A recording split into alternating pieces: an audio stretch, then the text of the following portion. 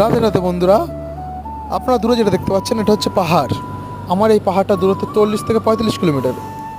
আমি যখন কী করলাম, হট করে বললাম চল বাইক নিয়ে ঘুরে আসি। আমি আর আমার একটা কাকা দুজন মিলে বাইক নিয়ে বেরিয়ে গেলাম ঘুরতে। বাইক নিয়ে ঘুরে আসার সময় পাহাড়ের পাশ থেকে বেশ সুন্দর অপরূপ সুন্দর লাগছিল। আর যখন দেখতে পাচ্ছেন পাহাড়টা মেঘের মধ্যে অপরূপ সৌন্দর্য ভরে উঠেছে, বৃষ্টি হচ্ছে, চারিদিকে আবহাওয়াটাও খুব সুন্দর। আমি তারপরে ওখান থেকে চলে আসলাম ধোয়াবাড়ি, যেখানে ছোটো একটা মার্কেট আছে। মার্কেটে এসে মার্কেট থেকে একটু কেনাকাটা করলাম। কেনাকাটা করার পরে একটু দাঁড়িয়ে কাকার আমি বৃষ্টির মধ্যে একটু বৃষ্টি উপভোগ করছিলাম।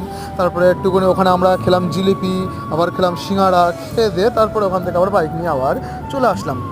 তারপরে যদিও একটা ব্যাংকের সামনেও আমরা গিয়েছিলাম, একটু কাজ ছিল, বেরিয়ে আমরা ওখানে বেরিয়ে আসলাম পাহাড়টাকে অপরূপ সুন্দর ঠিক অনুভব করতে করতে। এই পাহাড়ের একটা মন্দিরও আছে, আমি চেষ্টা করবো যদি পরে যায় আপনাকে দেখাবো। ভালো লাগলে লাইক সাবস্ক্রাইব করবেন। রাধে রাধে সকলকে বন্ধুরা, টাটা।